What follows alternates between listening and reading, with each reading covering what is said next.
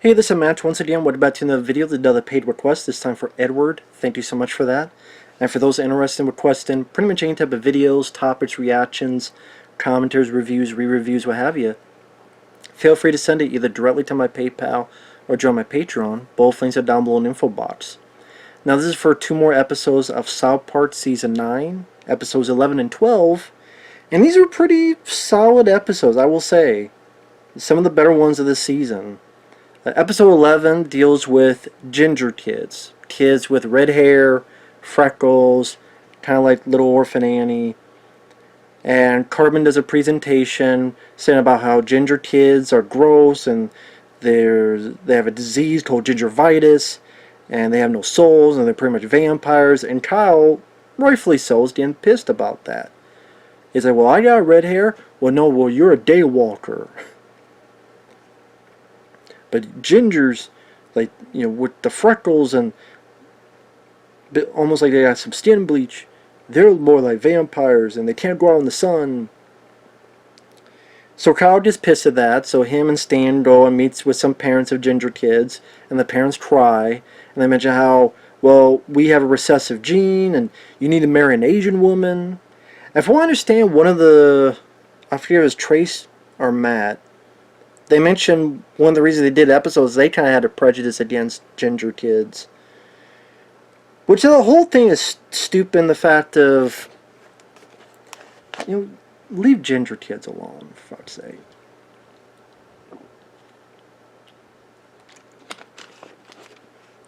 I mean, in a way, they didn't really help that argument because what happens is, spoiler alert, Kyle, Stan, and Kenny decide to get revenge by using skin bleach and hair dye to turn Cartman into a ginger, so then he gets made fun of, and then other ginger kids are pushed to the hallway, so then Cartman gets all of them and says, red power, and then gets them so riled up to go find all of the other kids and kill them so that we are the only race. And so you have ginger kids grabbing people like a horror film. And I think one issue is, while the whole idea is so, it's ridiculous and it's fun, at the same time it's almost a bit irresponsible in the fact that usually in this stuff they kind of make fun of, how do I put it? It seems like usually with South Park, okay, they were twisted where, no, ginger kids are normal, and in fact, it would make it like they're more level-headed than Stan and Kyle and Cartman. But no, instead, it's like, oh no, ginger kids are like are seemingly evil because they're grabbing people like a horror film and they're easily manipulated by Cartman, and they're willing to follow this fat ginger that Cartman is to kill the rest of the kids. And that might have been why, for what I understand, there was some violence caused against ginger kids because of this, which I'm sure the guys at South Park didn't say a fucking thing about. If they did, hey, good on them. But I guess you could argue, well, what can they say? It's a show, it's a cartoon. It's up to the parents to tell and the individual to do what's right and know what's wrong. That's like saying a video game caused someone to attack somebody or kill somebody. So I'll take that back. But it just, the fact that if that was the case, if some people watched this episode and said, oh yeah, ginger kids are evil, and the ginger kids start being attacked, that's just really sad to hear. But I guess I can't be surprised because humanity's a fucked up populace, let's put it that way. So I do wish, though, there were like at least maybe some ginger kids that maybe help Stan and Kyle and be like, no, this is stupid, this is dumb, what's going on here? Like, play devil's advocate like the other side, but it didn't really do that, which I thought was a kind of, because usually South Park does. Like, it was kind of funny at first that Butters laughs at Cartman, but maybe like, yeah, everybody is just awful at ginger kids, and maybe that's this counterbalance that everybody's awful to ginger kids. But that's not even the case. Kyle and Stan aren't. Even Kenny isn't. So at least you have that. So maybe have a couple ginger kids that feel the same way that Kyle, Stan, and Kenny do. But, yeah. I mean, Stan even says, "Oh yeah, I used to be prejudiced, but yeah, I realized I was wrong." And then he's proven, no, these kids already attacked him and grabbed him like a horror movie. So, kind of recounts that ideal that Stan is talking about in that part of the episode. So I mean, it is.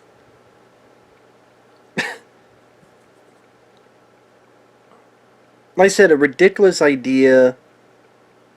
And once again, shows just how manipulative Cartman is. And even Kyle says, "You're a manipulative asshole," and Cartman says, "Yes, but I won't die." But when you look at some of the real life stuff, it is sad that some people looked at this episode and decide to utilize any ideals from it in a different way. And granted, whatever South Park could do, maybe not would have changed that, but I don't know. Maybe have like a few ginger kids that are not manipulated so easily, or argue with Cartman, or anything of the sort. So, but I will admit, when the ginger kids start acting like horror villains, I thought the scenes were well set up with the music and how the cliches, like the bathroom window, the bathroom mirror closes, and boom, they happen to be there. It does, seem like a horror film type of scene. I thought that whole sequence was fairly well done.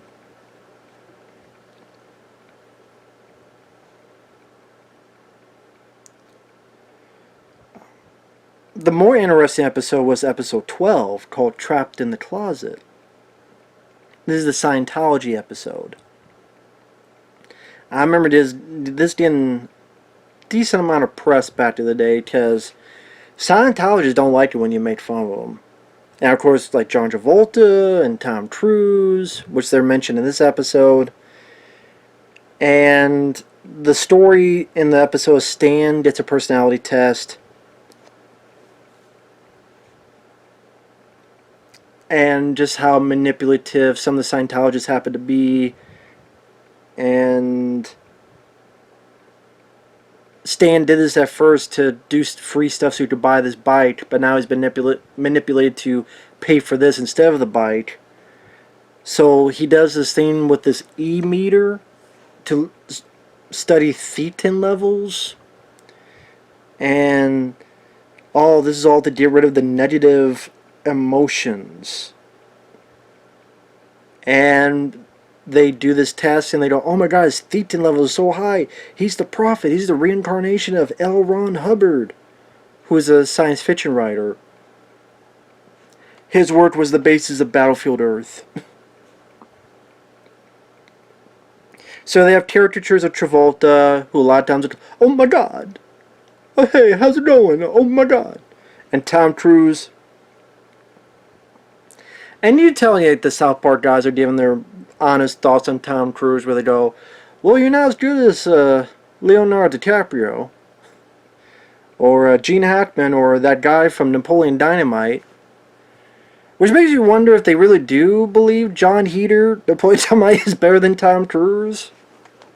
I don't know, that'd be a question to ask them. They'd probably be like, "What the fuck are you talking about? What are you saying in the line here?" Either it was just a joke, but I don't know, sometimes they put a lot of their real life thoughts into these pieces of dialogue. I'm like, wow, that's a big catch for John Heater. The guys in South Park said you're better than Tom Cruise. Now, I know they had a bit of a battle with... The rumor is that Tom Cruise wanted this episode how do I put it? That he threatened that him and Scientology would sue if this was done, and then afterward, if this episode ever aired again, and because it's Paramount, and Tom Cruise was having like Mission Impossible 3 come out, oh, I won't do press for this, and then his agent said, no, Tom Cruise never said any of that. I don't know what's true, I don't know what's not true, but I know the guys at South Park really took a lot of dig at Tom Cruise in this. It's a lot of, because when they think it's L. Ron Hubbard's soul and Stan, the reincarnation, Tom Cruise comes there, and he's like, I'm not leaving, and he goes in Stan's closet. And pretty much ad nauseum, they repeat, Tom, get out of the closet. Will you just get out of the closet, Tom?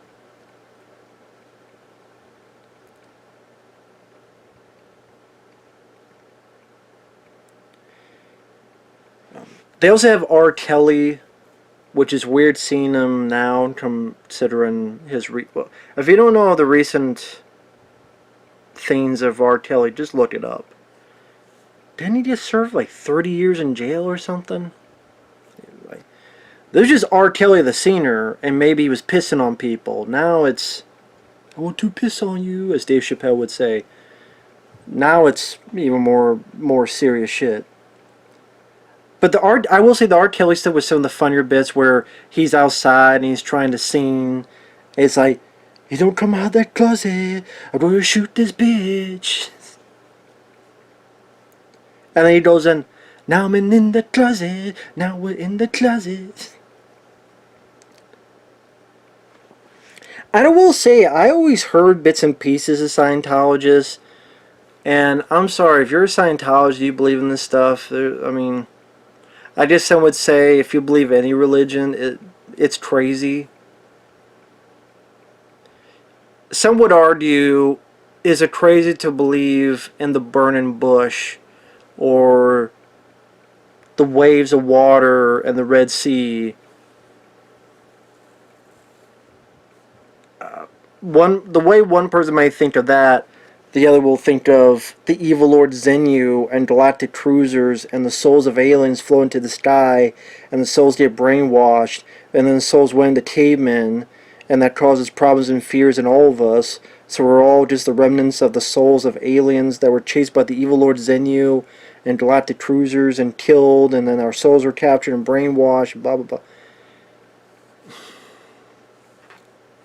I don't know. It all sounds Greek to me. I'll put it that way. I'll put that. It all sounds Greek to me.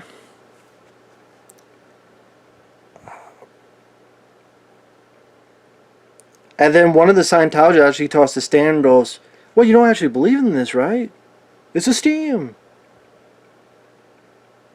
Because Stan says, oh yeah, sure, I'm a reincarnation, and this is what we do, and don't charge money. What? Don't charge money if you want to be in this organization. What are you talking about? You don't really believe in this? We'll make money. It's a scam on a global scale. So I like that they put a character in there that says more than likely a lot of these folks are thinking. It's all just a scam for a shit ton of money.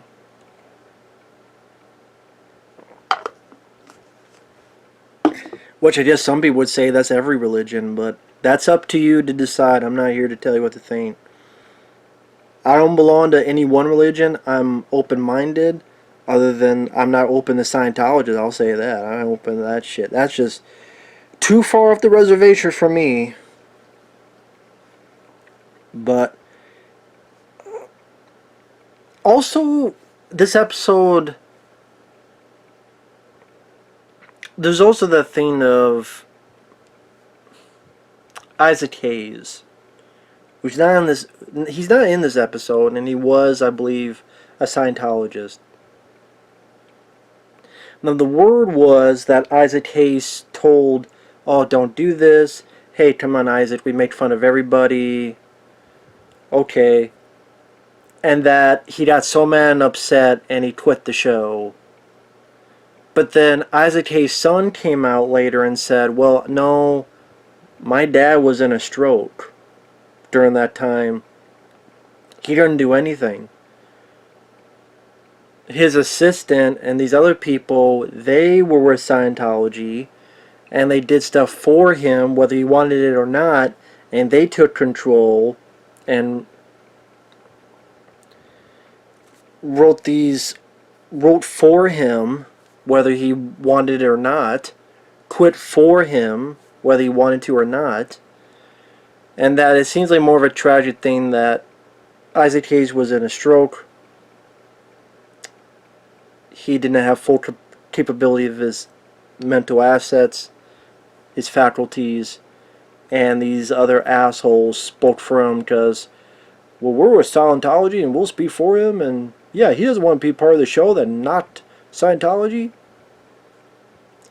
So then he was gone, and then, they killed off the chef character, the guys at South Park, because they were pissed. They thought, what the fuck is Isaac Hayes doing? Why is he saying this shit about us? And that's what sadly, led to killing of Chef. I forget which episode it was. Which is I still thought it was a shitty way. You could just, I don't know, he moved away or something. But they really, I've seen the clips. I don't like the way they did. I thought that was very, both childish and just in very, very poor taste. It'd be nice to think that Chef, the character, was still alive, even though Isaac Hayes is no longer with us. I think that'd be like a nice lasting memory that a character. He's famous for music, but movie-wise, one of his most famous characters, movies or TV, would be Chef. Or, Escape from New York, the Duke. But I mean, Chef definitely had more of a noticeable. You see that Chef figure, people know what it is. And that was because of this episode. So it definitely ruffled a lot of feathers. But again, just to take the piss out of Scientology was just kind of fun to see. And even when it's going through the whole back story, it literally has in text, yes, this is what they really believe. Like, we're not making this up. So again, the R. Kelly stuff, the digs of Scientology, not a whole lot of the other characters like Cartman or Butters or such. That would have been nice if, like, I don't know, Cartman got into Scientology just for the shits and giggles or something else, or maybe Butters helping Stan or something, I don't know. Would have been nice to see the other characters utilized into the story. But overall, still a fun episode. So, not too bad. Not too bad with these two episodes. Again, definitely South Park guys were willing to poke the bear, so to speak. So with that said, thanks for watching. Take care. We'll see you guys later. Bye-bye.